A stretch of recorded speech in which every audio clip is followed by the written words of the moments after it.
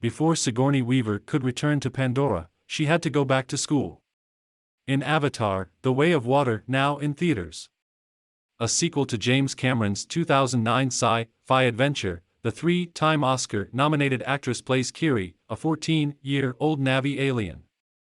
Kiri is the daughter of Dr. Grace Augustine, Weaver's scientist character, who was killed in the first movie. After Grace's death, Kiri was adopted as a baby by Jake Sully, Sam Worthington, and Neytiri Zoe Saldana. To prepare to play a teenager, Weaver sat in on classes at New York's famed LaGuardia High School for the Performing Arts, where she observed a wide range of adolescent behaviors. I was just sitting on the side of the classroom, listening to the pitch of the voices, everything from a childlike voice to an adult voice, Weaver explains. She never participated in class exercises, though, to the young acting students, I was just another actor. They had their own stuff to do.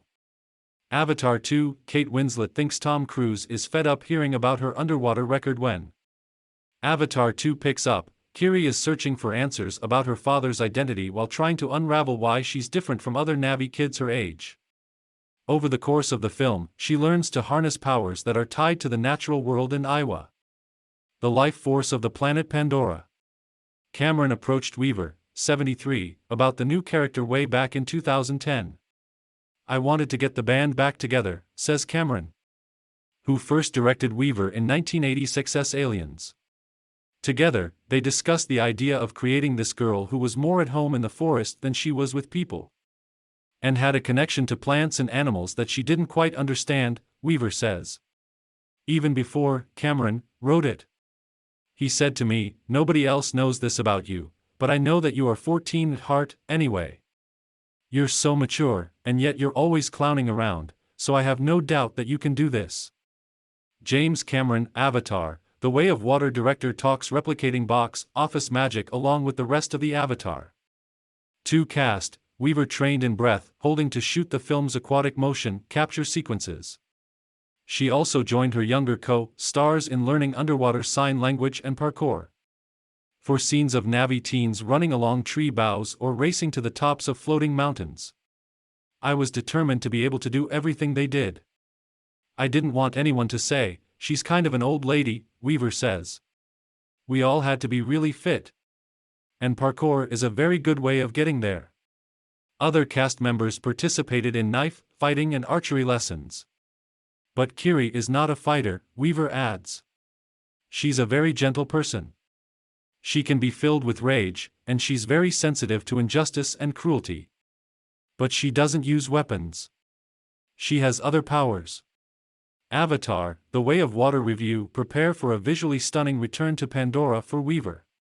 The chance to be a kid again, even just on screen, was liberating. But rather than giving a defiant middle finger to Hollywood ageism, she considers the role a celebration of what motion capture technology has made possible. Like animated films, it frees the actor from certain long-time conventions that you have to play your own age group, Weaver says. It just allows you to play anything and flow into any kind of form. Over the course of her 5-decade career, Weaver has created iconic movie characters including Ellen Ripley in the Alien franchise and Dana Barrett in the Ghostbusters films. Her secret to longevity: not letting herself get pigeonholed. I realized early on that people really didn't know what to do with me, partially because of my height, says Weaver, who is about 6 feet tall. After Ripley, I was sent scripts for 100 strong women, and after the ice storm, I was sent 100 neurotic women. I could tell right away that it was up to me to not repeat myself. I wanted to do a comedy and then a drama. Play the queen and then the maid. So I just did it for myself. I wanted to direct my own career, which I was able to do. A lot of us older actors, the range of what we do is so extraordinary. So I hope that Hollywood has gotten that message, whoever Hollywood is now. Contributing, Marco Della Cava.